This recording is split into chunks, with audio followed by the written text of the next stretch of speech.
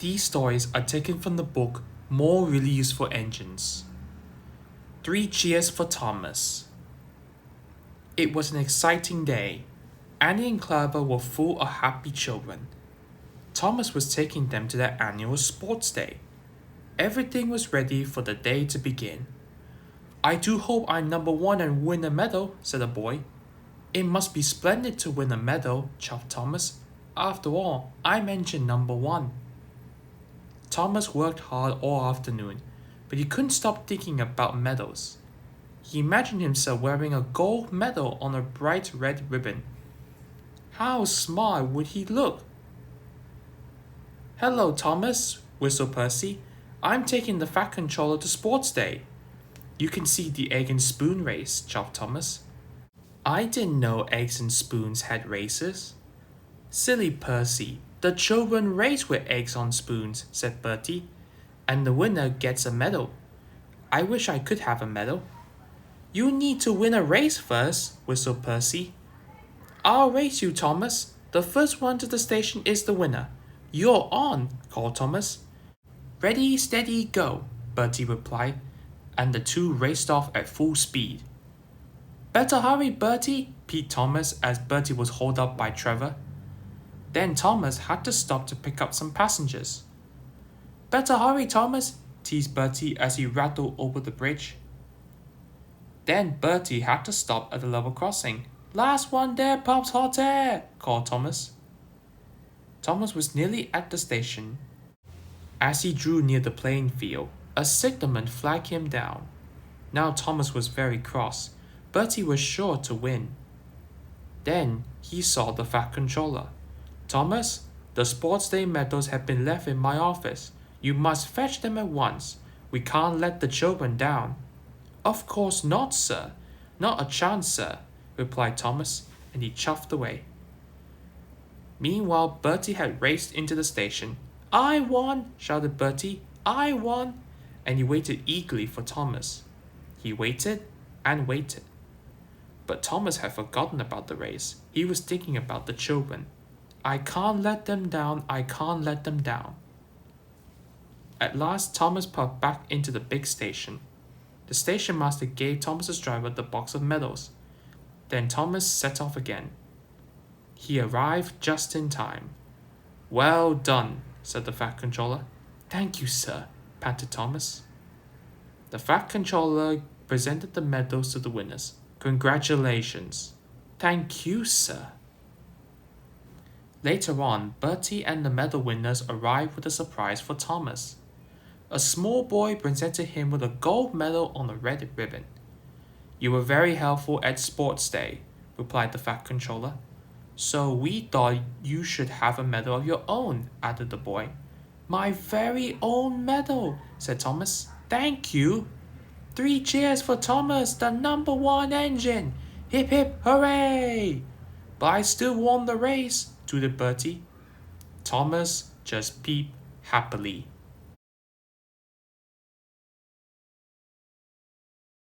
Percy gets it right. At harvest time, the air is filled with the smell of fresh fruits and vegetables. The engines happily deliver their loads to market. But one day, mist and rain swirled down Toby's line. Percy was delivering a load of fresh tomatoes. Suddenly, he felt a big bump. Bust my buffers! What was that? The guard put out the warning flags while Percy's driver inspected the tracks. The earth's crumbling, he said. We must tell the Fat Controller, decided Percy. Percy popped back as fast as he could. What are you doing here coming in fast? Asked Gordon. I got news to tell to the Fat Controller. The tracks on Toby's line are wobbly. Huh, old and wobbly just like Toby. That's not news. Can't stop to listen to your silly chatter. Gordon never listens to me, muttered Percy. He found the Fat Controller who was talking to Thomas. You need to collect the prize bull. He's at the farm on Toby's line. But those tracks are wobbly, said Percy. They are safe enough, said the Fat Controller. Goodbye, Percy. No one ever listens to me. Thomas was carefully chuffing through the rain.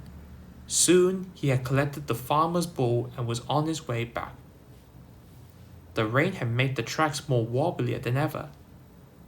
Suddenly there was a deep rumbling sound. Thomas's driver applied the brakes, but it was too late. Thomas crashed straight into a pile of earth. "Cinders and ashes! We're stuck!" And they were. Later that night, Thomas still hadn't returned. Percy was really worried. Thomas is in trouble. But Gordon and James took no notice. "Wobbly wheels," muttered Gordon. "Fussy funnel," put in James. Edward, who pulled into the sheds, told the two of them to stop, which they subsided. "I think it's best you should find Thomas, just to make sure he's alright." "Right away, Edward." Percy was really nervous, but his lamp shone brightly in the dark. The track creaked and wobbled, but Percy pressed on. "Percy!" called out Thomas. Thomas was super happy to see his friend. "I'll help you out of there in no time." Percy chuffed and pulled and pulled and puffed, and finally Thomas was free. "Oh, thank you," said Thomas. "I'm glad I went out to look for you," said Percy. It was dawn before the track was cleared. Then Percy and Thomas both made their way back home. "Thomas is here," whistled Percy. "Percy saved the day," replied Thomas. Agreed the bull. "I'm sorry, Percy. We must do a better job of listening to you in the future." Percy was very pleased. Toby's Windmill. There are many beautiful places on the island of Sodor, but one of these places is the old windmill. The windmill is worn. It cannot make much flour now. This is Toby's favorite place, and he loves to watch the sails go round. And the miller is his friend. "Good morning, Toby," he said whenever he saw him. One day, Toby was collecting a load of flour to take to the market, but he was so busy watching the windmill sails that he forgot to look where he was going. Toby crashed into the flour trucks, and all the flour was ruined. The miller was upset. "If I can't sell my flour, I'll have to shut down the windmill." "I'm sorry," sighed Toby. What would the miller do if the mill shuts down? He wondered. "It's a shame," said his driver. After cleaning up the mess, his driver spoke to him. "We must hurry back to the sheds, Toby. There's a storm on the way." Toby couldn't sleep that night. It wasn't the thunder and lightning that kept him awake. He was still worried about the miller. That stormy night, the old windmill was struck by lightning. The next morning, Toby chuffed carefully along the tramway. The storm had torn trees from the ground, and farm buildings had been damaged. Then Toby saw the most shocking sight of all. "The windmill is broken!" he cried. "This means the end of my business," said the miller sadly. "I can't afford the timber to make the repairs." Toby really wanted to help. There must be a way. Suddenly, his driver saw a fallen tree ahead. Terence the tractor was clearing the track. The Fat Controller was cross. "This storm has caused confusion and delay. Remove this tree immediately." But Toby had an idea. "Please, sir, the windmill has been broken. The wood from this tree can mend it and make it work again." "A splendid idea," agreed the Fat Controller. Toby proudly took the tree to the miller. The miller was delighted. "Now we can build our windmill back up again. It will be as good as new." Toby watched as the work began. It took a long time, but at last the windmill was complete. The Fat Controller was most impressed. The miller was grateful. "Thank you, Toby. Your idea saved my windmill." Toby beamed happily. Now the windmill produces more flour than ever before, and Toby makes twice as many deliveries to the market. He never tires of watching the sails go around, and he is very proud that the miller now calls it Toby's Windmill. Harvey to the rescue. The engines on the Fat Controller's railway love Brendan docks. There's always lots of work to keep them busy, and they enjoyed seeing new arrivals onto the island of Sodor. An exciting new arrival was an engine cranking the crane was unloading. It was heavy. "This makes my chain ache," groaned Cranky. "This is Harvey, the crane engine," the Fat Controller said proudly.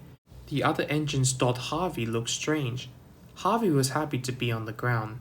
He didn't like dangling from Cranky's arm at all. "These gentlemen are the railway board," the Fat Controller continued. "Tomorrow Harvey will give them a demonstration. If it goes well, he will join the railway." "What's a demonstration?" replied Percy to Thomas. "It's when you show off what you can do," Thomas replied.